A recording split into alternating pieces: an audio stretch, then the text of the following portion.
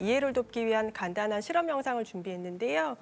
왼쪽은 뼈의 촘촘한 밀도를 나타내는 골밀도와 뼈의 단단한 정도를 나타내는 골 강도가 높은 정상뼈라고 가정하고요.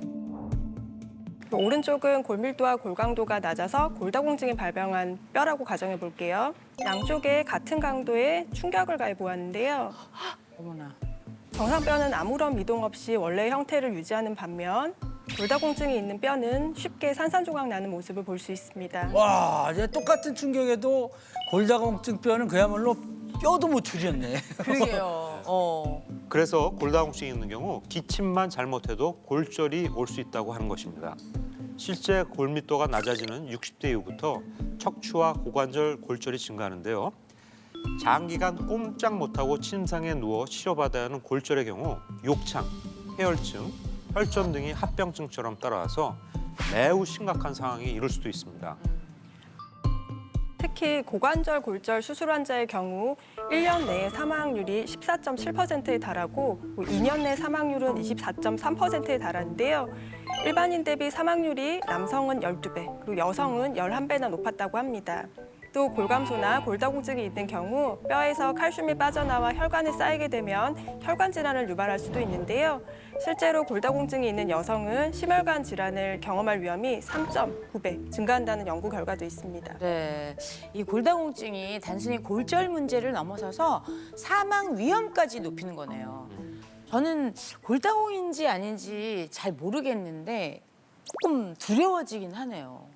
그런데 이 조갑경 씨, 유혜정 씨와 같은 여성분들은 더 각별히 주의하셔야 됩니다. 우리나라 50세 이상 여성 10명 중 8명은 골감소증 혹은 골다공증을 앓고 있습니다. 또 2022년도 골다공증 환자를 살펴보면 약 119만 명 중 94.4%가 여성이었어요. 오. 94.4%가 여자라고. 거의 다네요. 그러네. 그러니까요. 근데 여자가 남자보다 뼈가 얇고 약해서 그런 건가요? 왜 특히 여성이 골다공증에 잘 걸리는 거예요? 그러게. 그게 이 여성 호르몬 때문인데요. 여성 호르몬인 에스트로겐은 뼈 파괴를 억제하는 역할을 하는데 이 호르몬이 이제 갱년기를 거치면서 급격하게 감소하기 때문에 뼈에서 많은 양의 칼슘이 빠져나와서 골다공증에 쉽게 노출이 되는 겁니다. 여성의 경우 골다공증으로 인한 고관절 골절 사망 확률이 유방암으로 인한 사망률과 비슷하고 자궁 내막암으로 인한 사망률보다는 무려 4배나 높다고 합니다. 뭐 할머니, 이모, 엄마 이게 다 여자라서 골다공증 위험에서 좀 벗어나기가 어려웠던 거. 그런데 유혜정 씨처럼 메나키논을 꾸준히 챙기면 골다공증의 예방에 도움을 줄 수 있다는 것이죠.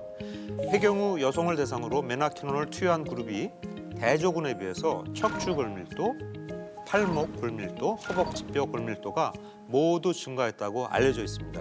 이게 메나키논이 이렇게 뼈 건강을 지켜주는 뼈 수호자가 맞기는 한 그래. 것 같아요. 그러니까 엄마 평소에 안 까먹게 제가 알람 맞춰놓고 해야 될 것 같아요. 근데 원래 약간 단백질이랑 비타민 같은 거는 풍부하게 함유된 음식들이 많이 있잖아요. 근데 메나키논이 풍부하게 이제 함유된 이런 음식은 따로 없나요?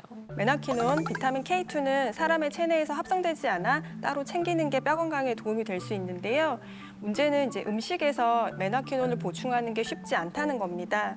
메나키논은 초식 동물이 풀을 섭취하면 위장에서 미생물이 합성을 해서 만들어지는데요. 그럼 이제 우리가 그 동물의 고기나 달걀, 치즈 등을 먹고 메나키논을 보충하게 되는 겁니다. 그렇지만 이제 요즘 축산 시스템은 사실 풀 대신 인공 사료를 많이 사용하잖아요. 그래서 결국 식단에서 메나키논을 찾기는 쉽지 않고 체내에서 합성되지 않기 때문에 따로 챙기시는 게 좋겠습니다. 그리고 메나키논 섭취량이 줄어들면서 골절 가능성이 증가했다는 연구 결과도 있습니다.